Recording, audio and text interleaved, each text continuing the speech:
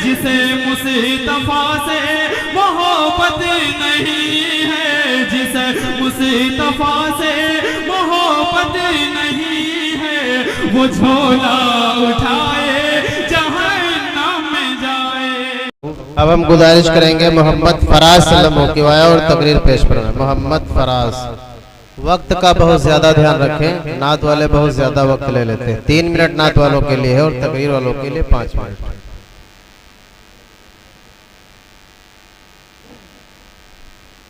अस्सलामु अलैकुम। वक़ाल अल्लाहु तबारक व तआला फ़ी कलामिहिल मजीद वल फ़ुरक़ानिल हमीद। अऊज़ु बिल्लाहि मिनश शैतानिर रजीम। बिस्मिल्लाहिर रहमानिर रहीम। अम्मा बाद, इन्ना अअतैनाकल कौसर फसल्लि लिरब्बिका वन्हर इन्न शानियका हुवल अबतर। सदक़ल्लाहुल अलीयुल अज़ीम। मेरे दोस्तों और भाइयों, मुसलमानों का ईमान है कि दुनिया में रसूलुल्लाह से बेहतर किसी का मुकाम मर्तबा नहीं। आपका भी यही अकीदा है।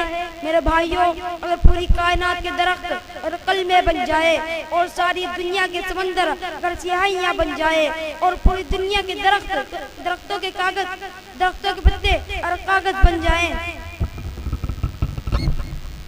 और उन कागजों पर तहरीर शुरू कर दी जाए, कयामत तक दुनिया उन कागजों पर तहरीर करती रहे।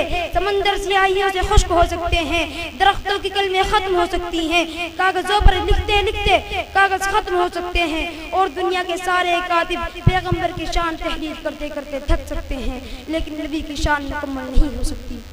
मेरे भाइयों, कुरान पाक में अल्लाह ताला ने कई आयत में अपने नबी सल्लल्लाहु अलैहि वसल्लम शान बयान फरमाई है। मेरे भाइयों, हुजूर का दर्जा कितना बुलंद था, तवज्जो करो। नबी के जिक्र से बेहतर किसी का जिक्र नहीं, नबी की शान से बेहतर किसी की शान नहीं, नबी की जुल्फों से बेहतर किसी का जुल्फ नहीं, नबी के चेहरे से बेहतर किसी का चेहरा नहीं, नबी की आंखों से बेहतर किसी की आंख नहीं, नबी के शहर से बेहतर किसी का शहर नहीं, नबी के इलाके से बेहतर किसी का इलाका नहीं, नबी के मुस्कुराने से बेहतर किसी का मुस्कुराना नहीं। हत्ता कि नबी जिस रात में आ गया वो रात सब रातों से आला, नबी जिस दिन में आ गया वो दिन सब दिनों से आला, नबी जिस महीने में आ गया वो महीना सब महीनों से आला, नबी के चेहरे पर जो पसीना आया वो पसीना सब पसीनों से आला, नबी जिस जमाने में आया वो जमाना सब जमान से आला। हत्ता कि नबी ने जिस पत्थर पर कदम रखा वो पत्थर सब पत्थरों से आला, नबी की शान का मुकाबला कोई नहीं कर सकता, क्योंकि नबी बेमिसाल है, नबी बेमिसाल है।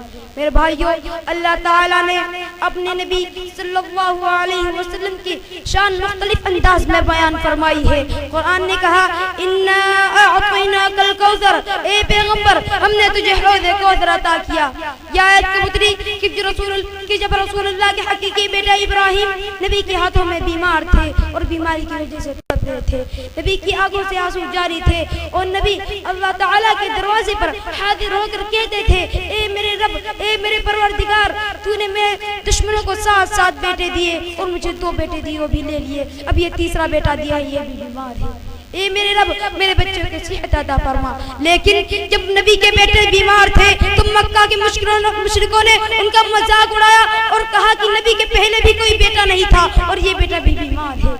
जिस आदमी को कोई औलाद ना हो उसको अरबी में अबतर कहते हैं। अबतर का माना बेऔलाद, यानी जिसकी कोई औलाद ना हो। तो लोग कहते थे कि रसूलुल्लाह की कोई औलाद नहीं, ये अबतर है, क्योंकि इनका कोई लड़का नहीं। और जब एक ही लड़का बचा वो भी बीमार हो गए तो नबी परेशान हुए और इस परेशानी को दूर करने के लिए कुरान की आयत नाजिल हुई। क्या कहा अल्लाह ताला ने? फरमाया, इन्ना अअतैनाकल कौसर, ए पैगंबर हमने तुझे हौज़ कौसर अता किया।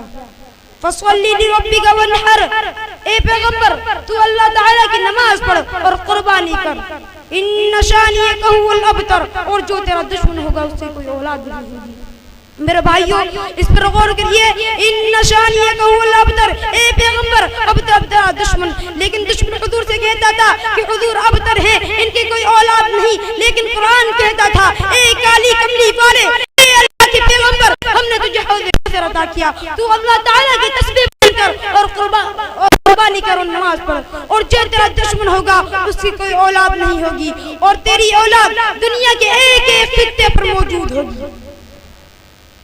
इस कुरान की इस आयत पर गौर करिए, इन्ना अअतैनाकल कौसर, ए पैगंबर हमने तुझे हौज़ कौसर अता किया। मैं अपनी बात को इसी पर खत्म करता हूँ इन अशार के साथ। इसने जिस्म को पोशाक पुरानी दे दे, इसने जिस्म को पोशाक पुरानी दे दे, वो जो तेरी याद में गुजरे वो जवानी दे दे, और जो भी देखे वो कहे हे मोहम्मद का गुलाम, जो भी देखे वो कहे हे ये मोहम्मद का गुलाम, मेरे मौला मेरे चेहरे पे कोई ऐसी निशानी दे दे। बहुत खूब माशाअल्लाह। अब मोहम्मद मुमताज सल्लल्लाहु से किवाएं और तकरीर से हम सब के दिलों को मुस्तफीज फरमाए। मोहम्मद मुमताज।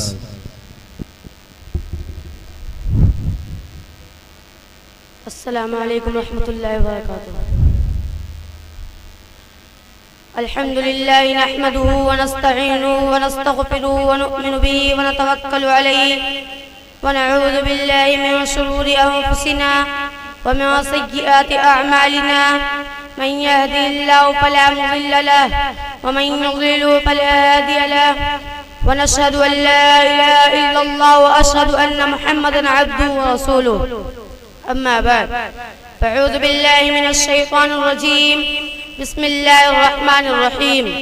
क़ालल्लाहु अज़्ज़ व जल्ल फ़ी किताबिहिल मुबीन व क़ज़ा रब्बुका अल्ला तअबुदू इल्ला इय्याहु व बिल वालिदैनि इहसाना। सदक़ल्लाहुल अज़ीम। सभी कुछ हो रहा है इस तरक्की के ज़माने में, मगर ये क्या गज़ब है आदमी इंसान नहीं होता। याद रखें कि ये नसीहत है, फर्ज माँ बाप की इताअत है, ना करो तुम उनको कभी ना खुश, उनके कदमों के नीचे जन्नत है। बिरादरान इस्लाम, रब्बे कायनात का अजीम एहसान व करम हुआ कि मालिके दो जहान ने हमें इस पुरनूर और बाबरकत इजलास में बैठने की तौफीक दी। अल्लाह इस प्रोग्राम को कबूलियत से नवाजे, आमीन। इस मुतबर्रक महफिल में मुझे हुकूक़ वालिदैन पर खिताब करने का मौका मिला है, इसलिए मैं चंद मिनट इसी उन्वान पर गुफ्तगू करूँगा। उम्मीद है संजीदगी के माहौल को बरकरार रखेंगे। हज़रात गिरामी, अगर आज के पुरफितना दौर में हम दुनिया पर कायराना नजर डालें तो यूँ महसूस होता है कि हर सिमत से अपने अपने हुकूक़ का मुतालिबा की सदा सुनाई देती है। हर सिमत जुल्म और ज़ियादती का दौर दौरा नजर आता है। हर एक को दूसरे से शिकायत है, रिया को बादशाह व हाकिम से शिकायत, आका मालिक को गुलाम से शिकायत, गुलाम नौकर को आका से शिकायत, वालिदैन को औलाद से शिकायत। कोई पड़ोसी का हक अदा करने के लिए तैयार नहीं, औलाद वालिदैन का हक अदा करने के लिए तैयार नहीं। वालिदैन पर जुल्म और ज़ियादती के पहाड़ तोड़े जा रहे हैं, उनके इज्जत और एहतराम को पामाल किया जा रहा है। वालिदैन के साथ घिनौनी और नापाक हरकतें की जा रही हैं। हम उस माँ पर जुल्म सितम व ज़ियादती की बरसात करते हैं। अरे जिस माँ ने 9 माह अपने पेट में रखा, जिस माँ ने 2.5 साल तक दूध पिलाया, जिस माँ ने बच्चे की खातिर मुसीबत बर्दाश्त की, जिस माँ ने बच्चे की परेशानी को अपनी परेशानी समझा, मुझे बताओ तो सही कि क्या वालिदैन का हक यही है उन पर जुल्म और ज़ियादती की बरसात करी जाए? क्या उनके इज्जत और एहतराम को पामाल किया जाए? हरगिज़ नहीं, हरगिज़ नहीं, ये वालिदैन का हक नहीं। याद रखें कि अगर कोई औलाद अपने वालिदैन के इज्जत और एहतराम को पामाल करता है, उन पर ज़ियादती करता है, तो अपना ठिकाना जहन्नम बना ले। मैं अपनी तरफ से नहीं कहता, हदीस शरीफ में मौजूद है। हज़रत उमामा रज़ियल्लाहु अन्हु से मरवी है कि मुहसिन इंसानियत सल्लल्लाहु अलैहि वसल्लम से एक शख्स ने दरियाफ्त किया कि या रसूलुल्लाह मा हक़्क़ुल वालिदैन, वालिदैन का हक क्या है? सुनो मेरे नबी का जवाब तो सुनो। महबूब कबरिया सल्लल्लाहु अलैहि वसल्लम ने इरशाद फरमाया, हुमा जन्नतुका व नारुक, वही तेरी जन्नत है, वही तेरी जहन्नम। हदीस में गौर तो करिए, पता चलता है वालिदैन का हक क्या है। हदीस का मतलब यह है कि अगर तुम वालिदैन की इज्जत और एहतराम करोगे, उनकी फरमाबरदारी करोगे तो जन्नत के हकदार बनोगे, और अगर उन पर जुल्म व ज़ियादती और बुरा सलूक करोगे तो अपना ठिकाना जहन्नम में बना ले। बिरादरान इस्लाम, अगर कोई औलाद अपने वालिदैन के साथ घिनौनी और नापाक हरकत करता है, अल्लाह उसको आखिरत में तो जरूर आज़ाब देंगे, लेकिन दुनिया में भी सजा मिल जाती है। सबूत के तौर पर मैं आप हज़रात के सामने एक वाक़या बयान करता हूँ। गालिबन पाकिस्तान में पेश आया। एक नौजवान नौकरी से घर आया, उसकी बीवी ने उससे माँ की शिकायत की। नौजवान को गुस्सा आया और माँ को मारने के लिए गया, तो बेचारी बूढ़ी माँ नमाज पढ़ रही थी। सख्त दिल नौजवान ने सजदे की हालत में माँ की गर्दन पर पैर रखा, उस जोर से रखा कि माँ हमारी क्या हकीकी सजा मिली। उस नौजवान ने वो चाचा साथ भाई माँ को दफन करने के लिए माँ को एक कब्र तैयार की, फिर माँ को उतारने के लिए वो नौजवान चाचा साथ भाई दोनों कब्र में उतरे। मैं इसी बात पर अपनी तकरीर को खत्म करता हूँ। आखिर दावाना अल्हम्दुलिल्लाह रब्बिल आलमीन।